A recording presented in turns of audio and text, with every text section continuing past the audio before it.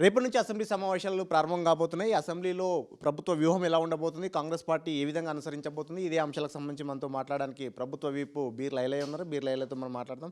Sir చెప్పండి, రేపటి నుంచి అసెంబ్లీ సమావేశాలు ప్రారంభం కాబోతున్నాయి. అసెంబ్లీ సమావేశాలు మొత్తం ఎన్ని రోజులు నిర్వహించబోతున్నారు? అసలు ప్రభుత్వ వ్యూహం ఏ విధంగా ఉండబోతుంది? ఈ అసెంబ్లీ సమావేశాలు ముఖ్యంగా 3-4 అంశాల మీద టార్గెట్ పెట్టి, ఏదైతే కాళేశ్వరం మీద కమిషన్ నివేదిక ఇచ్చిందో, పీసీ ఘోష్ ఇచ్చినటువంటి నివేదిక మీద సుదీర్ఘంగా చర్చ జరిగి, ఈ తెలంగాణ మిగులు బడ్జెట్ ఉన్న తెలంగాణను అప్పుల తెలంగాణ చేసినటువంటి కేసీఆర్ కాళేశ్వరం మీద కానీ, మిషన్ భగీరథ, మిషన్ కాకతీయ మీద ఎంత దోచుకొని తెలంగాణ రాష్ట్రం అప్పు చేసిండు. మళ్ళీ అంత తప్పు చేసి మేమేం చేయనట్టుగా ఆ నివేదిక రేపు వచ్చిన దాన్ని బట్టి నివేదిక మీద చర్చ జరగాలని మేము కోరుకుంటున్నాం. మేము ఒకటే కోరుకుంటున్నాం, తెలంగాణలో ఒక ప్రతిపక్ష నాయకుడిగా కేసీఆర్ నీ 10 ఏళ్ల పాలనలో కూలిపోయే కాళేశ్వరం కట్టినా బట్టి దాని మీద నివేదిక వచ్చింది, దాని మీద చర్చకు రావాలని మేము కోరుకుంటున్నాం. ఒక ప్రతిపక్ష నాయకుడిగా తప్పకుండా హాజరు కావాలని చెప్పి మేము డిమాండ్ చేస్తున్నాం. అదే కాకుండా భారతదేశానికే తెలంగాణ రోడ్ మోడల్గా కులగణన చేసి మా రాహుల్ గాంధీ గారి ఆలోచనను మొదటగా తెలంగాణలో ఇంప్లిమెంట్ చేసి బీసీలకు 42% విద్యా ఉపాధి స్థానిక సంస్థల్లో రిజర్వేషన్ కల్పించడం లక్ష్యంగా చేసి ఇప్పటిదాకా స్థానిక సంస్థలను ఆపిందే దానికోసం. 2018లో కేసీఆర్ బీసీలను అనగదొక్కి ఉన్న రిజర్వేషన్ కూడా దక్కకుండా చేసినటువంటి దాన్ని రద్దు చేసి ఇప్పుడు 42% బీసీలకు స్థానిక సంస్థలతో పాటు విద్యా ఉపాధిలో రావాలని చెప్పి అసెంబ్లీలో చట్టం చేసి గవర్నర్ ఆమోదం పొంది కేంద్రానికి పంపిన, కేంద్రం దగ్గర వాళ్ళు బీజేపీ కానీ ఇక్కడ బీఆర్ఎస్ఎల్ మోకాలడ్డి దాన్ని రాణిస్తలేరు కాబట్టి దాన్ని కూడా చర్చ చేసి మొన్ననే మా పిఎస్సి కమిటీలో కూడా బీసీలకు ఏ రకంగా 42% ఇవ్వాలని చెప్పి ముందుకు పోవాలని చర్చ జరిపి దాని మీద సబ్ కమిటీ వేసి మొన్ననే బట్టి గారు, ఉత్తమన్న గారు, పొన్నం గారు, శ్రీధర్బాబు గారు, శ్రీనివాస్ గారు మొత్తం ఢిల్లీ పోయి న్యాయ సలహా తీసుకొని తప్పకుండా మనం ఇచ్చిన మాట ప్రకారం 42% బీసీలకు రిజర్వేషన్ ఇవ్వాల్సిందే, ఇచ్చినాకనే స్థానిక సంస్థలకు పోదామని చెప్పి న్యాయ సలహా తీసుకున్నాం. దాని మీద కూడా అసెంబ్లీలో చర్చించి మరి ఇక్కడనేమో అసెంబ్లీలో తీర్మానానికి ప్రతిపక్షాలు ఒప్పుకొని అక్కడ ఢిల్లీలో మోకాలాడుతున్నాయి. దాని మీద కూడా చర్చ జరగబోతుంది. అదేవిధంగా నిన్న పడ్డటువంటి వర్షాలకు కామారెడ్డి కానీ ఇక్కడ భద్రత ప్రాంతాల్లో అల్లాలు కొత్తమైనవి. దానికి కూడా తక్షణ సహాయం ప్రకటించి మా గౌరవ ముఖ్యమంత్రి రేవంత్ రెడ్డి గారు, అదేవిధంగా ఇరిగేషన్ శాఖ మార్చులు ఉత్తమ్ కుమార్ రెడ్డి గారు, పీసీసీ అధ్యక్షులు మహేష్ కుమార్ గౌడ్ కూడా ప్రత్యక్షంగా పరిశీలించి ఆ ప్రాంత ప్రజలను ఆదుకోవడం కోసం ఎక్కడ కూడా ఇబ్బంది లేకుండా ఈ వర్షాభావ ప్రాంతాలకు అన్ని విధాల లోతట్టు ప్రాంతాల ప్రజలను సురక్షితంగా కాపాడడం కోసం చర్యలు తీసుకుంటున్నాం. ఈ విధంగా ఒక 3-4 అంశాలు ముఖ్యంగా తీసుకొని అసెంబ్లీ జరుపుతున్నాం. సార్, ఇప్పుడు చెప్తున్న ఈ 3 అంశాల్లో మొదటి అంశానికి వద్దాం. కాళేశ్వరంకి సంబంధించి కాళేశ్వరం దాని మీద ఈరోజు మీరు డిస్కషన్ చేస్తామని చెప్తున్నారు. దీనికి సంబంధించి నిన్న సీఎం కూడా చెప్పడం జరిగింది, అసెంబ్లీలో ఖచ్చితంగా చర్చిస్తామని. అయితే వాళ్ళు బీఆర్ఎస్ వాళ్ళు మాత్రం ఒక అంశం చెప్తున్నారు, ఖచ్చితంగా కాళేశ్వరం పూర్తి స్థాయి రిపోర్ట్ మాకు ఇచ్చినట్లయితే డిస్కషన్ చేసే కంటే ముందు మాకు ఇవ్వాలి, మాకు ఇచ్చినాక అదేవిధంగా అసెంబ్లీలో కూడా పవర్ పాయింట్ ప్రజెంటేషన్ ఇవ్వడానికి మాకు అవకాశం ఇవ్వాలి. పవర్ పాయింట్ ప్రజెంటేషన్ ఇవ్వడానికి అవకాశం ఇస్తారా? పూర్తి స్థాయి నివేదిక వాళ్ళకి ఇచ్చి డిస్కషన్ పెడతారా? తప్పకుండా, ఎందుకంటే వాళ్ళ హయాంలో వాళ్ళ ప్రభుత్వంలో జరిగినటువంటి కాళేశ్వరం దాని మీద నివేదిక పీసీ ఘోష్ ఇచ్చింది కాబట్టి వాళ్ళకి ఇప్పటికే క్షుణ్ణంగా తెలుసు, ఏం జరిగిందో మొత్తం తెలుసు. నేనేమంటున్నాం, మా మంత్రులు కానీ మా ఎమ్మెల్యే మేము ఎవ్వరం మాట్లాడడం, మా ముఖ్యమంత్రి మీకు సరిపోతాడు, మీ ప్రతిపక్ష నాయకుడిని వచ్చి దాని మీద చర్చ జరగమని పూర్తి సమయం మీ ప్రతిపక్ష నాయకునికి ఇస్తాం. అసెంబ్లీలో చర్చించమంటే 4 కోట్ల తెలంగాణ ప్రజల మధ్య చర్చించినట్లు లెక్క. మీకు ముందు ఏదాల్సిన అవసరం ఏముంది?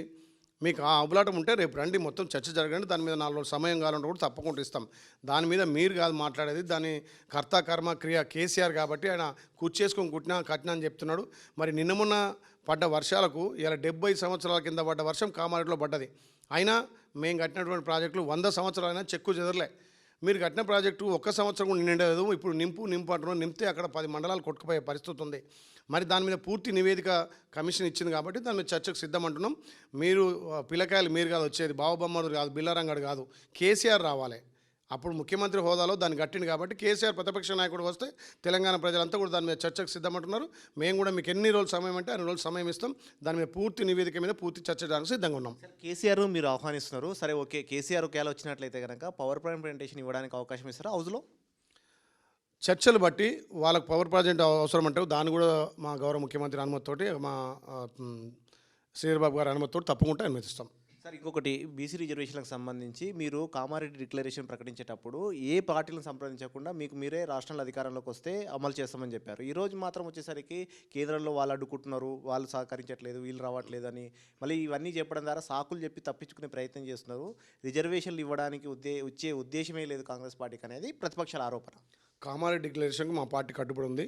మా గౌరవ భావి ప్రధాని రాహుల్ గాంధీ గారి ఆలోచన తెలంగాణలో ఇంప్లిమెంట్ చేస్తున్నాం.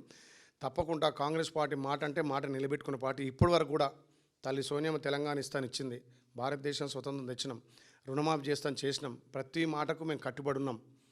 ఏదైతే బీసీలకు 42% ఇవ్వాలనే లక్ష్యంతో ముందుకు పోవాలనే లక్ష్యంతో మొన్న పిఎస్సి కమిటీలో చర్చించి దానికి ఒక సబ్ కమిటీ వేసి ఢిల్లీలో న్యాయ సలహా తీసుకొని ఏ రకంగా మనం 42% బీసీలకు ఇచ్చి ముందుకు పోవాలి.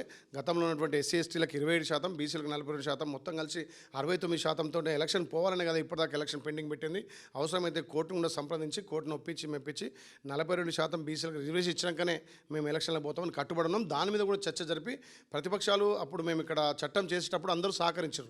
బీజేపీ, ఏఎంఎం, ఎంఐఎం, టీఆర్ఎస్ కూడా సహకరించి మరి ఇప్పుడు ఢిల్లీలో ధర్నా చేసేందుకు ఏ ఒక్క పార్టీ కూడా ముందుకు రాలే. మేము అంత పెద్ద ఎత్తున ఢిల్లీలో జంతర్ మంతర్ దగ్గర 1000 మందితోటి సుమారు 100 మంది ఎంపీలు, ప్రతిపక్ష ఎంపీలు అందరూ కూడా వచ్చి మద్దతు ఇచ్చారు. మరి ఇక్కడ బీజేపీకి సంబంధించిన వాళ్ళు రాలేదు, టీఆర్ఎస్ సంబంధించిన వాళ్ళు, అంటే ఇక్కడ గలీలో కుస్తీ, ఢిల్లీలో దోస్తీ. అందుకే మొన్న గెలిచినటువంటి ఎంపీల విషయంలో కానీ వీళ్ళిద్దరు మిలాఖత్తోటే, మొన్న గెలిచిన ఎమ్మెల్సీల విషయంలో వాళ్ళిద్దరు మిలాఖతే తెలంగాణ ప్రజలు అర్థం చేసుకున్నారు. మేము ఒకటే చెప్తున్నాం, మీ 10 ఏళ్ల పాలనకు మా 10 నెలల 15 నెలల పాలనకు తేడా చూడండి. ఇవాళ మేము ఇచ్చినటువంటి 6 గ్యారెంటీలతో పాటు ఇయ్యనటువంటి హామీలను కూడా అమలు చేస్తున్నాం. సార్, ముఖ్యంగా ఈ బీసీ రిజర్వేషన్కి సంబంధించి 50% క్యాప్ ఉంది కాబట్టి క్యాప్ ఒకవేళ పాసిబిలిటీ కాలేదనుకో, చట్టపరంగా కాలేదనుకో, లోకల్ బాడీ ఎన్నికలకు వెళ్ళాలని చెప్పేసి ప్రభుత్వం ఖచ్చితంగా ఆలోచన చేస్తుంది కాబట్టి ఏ విధంగా ముందుకెళ్తారు? పార్టీ పరంగా ఇచ్చే ఆలోచన ఏమైనా ఉందా? పార్టీ పరంగా ఏ విధంగా ముందుకెళ్తారు? వాళ్ళని కూడా ఏమైనా ఒప్పించే ప్రయత్నం చేస్తారు హౌస్ వేదికగా? గతం నుంచి కూడా చెప్తున్నాం, తప్పకుండా చట్టంతోటే అందరిని మెప్పించే ముందుకు పోవాలని 42% అనుకుంటున్నాం. అది సాధ్యం కానప్పుడు రేపు అసెంబ్లీలో చర్చిస్తాం, న్యాయ సలహా తీసుకున్నాం. అవసరమైతే పార్టీ పరంగా మేము ఎప్పుడూ డిక్లేర్ చేసినాం. పార్టీ పరంగా ఇవ్వాలని మా గౌరవ ముఖ్యమంత్రి కానీ మా పార్టీ అధ్యక్షుడు పిసిసి అధ్యక్షుడు మహేష్ కుమార్ గౌడ్ డిక్లేర్ చేసాం. కానీ పార్టీ పరంగా కాకుండా చట్టం ద్వారా పోవాలనే లక్ష్యంతో ఇన్ని రోజులు ఆగినాం. దానికి కావాల్సినటువంటి అంత తతంగం అంతా మొత్తం చేసినాం. కానీ ఫైనల్కి వచ్చేసరికి అక్కడ కేంద్రంలో అధికారంలో వాళ్ళు ఉన్నారు కాబట్టి మోకాలు అడ్డుకుంటున్నారు. మరి ఇక్కడ చట్టం చేసిన వాళ్ళు అక్కడ ఎందుకు అడ్డుకుంటున్నారు చెప్పాలి. ఏదో ముస్లిం రిజర్వేషన్ అని చెప్పి ముస్లింలు భారతదేశంలో అంతర్భాగం కానట్టుగా మేము ముస్లింకి ఇచ్చినాం కాబట్టి మేము అడ్డుకుంటున్నాం అని బీజేపీ వాళ్ళు మతాల మధ్య కులాల మధ్య స్విచ్ పెట్టి ఇలా ఓట్లు దండుకునే బీజేపీ వాళ్ళకు ఖచ్చితంగా రేపు స్థానిక సంస్థలో ప్రజలు బుద్ధి చెప్తారు. సార్, మీరు చెప్తున్న ఈ సమస్యలు ఏవైతే ఉన్నాయో వీటన్నిటిని కూడా డిస్కస్ చేయడానికి మీరు అంటున్న 3 రోజులు 4 రోజులు హౌస్ సరిపోతుందా? ఏమైనా ఎక్స్టెండ్ చేసే అవకాశం ఏమైనా ఉంటుందా? తప్పకుండా చర్చలు బట్టి ప్రతిపక్ష నాయకుడు వస్తే దాని వాళ్ళకి అవకాశం ఇస్తూ సుదీర్ఘంగా కాళేశ్వరం కమిషన్ మీద పీసీ ఘోష్ ఇచ్చినటువంటి నివేదిక మీద చర్చకు సిద్ధం. దాంతోపాటు బీసీ రిజర్వేషన్ ఏ రకంగా ముందుకు పోదాం, ఇలా తెలంగాణలో జరుగుతున్న అభివృద్ధి మీద కూడా మీరు అవకాశం ఉంటే మేము వారం కాదు 10 రోజులు ఇస్తాం. మా గౌరవ ముఖ్యమంత్రి ఎప్పుడైనా అసెంబ్లీ పెట్టడానికి సిద్ధంగా ఉన్నాడు. మీలకు 1 2 రోజులు 3 రోజులు పెట్టి ఏదో మమ అనిపించేది కాదు, ప్రతి సభ్యునికి అవకాశం ఇస్తున్నారు. మేము కొత్తగా గెలిచిన ఎమ్మెల్యేలకు కూడా ప్రతి ఒక్కరికి ప్రతి సబ్జెక్ట్ మీద మా నియోజకవర్గంలో ఉన్నటువంటి సమస్యల మీద కూడా మాకు అవకాశం కల్పిస్తున్నాడు.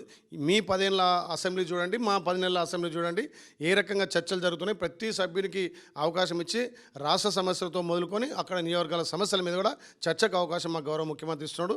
మా శ్రీధర్బాబు గారు పెద్ద ఎత్తున మాకు అందరికీ అవకాశం ఇస్తున్నాడు. కాబట్టి ఎన్ని రోజులు మీరు అవకాశం కోరితే అన్ని రోజులు చర్చకు సిద్ధమని చెప్తున్నాం.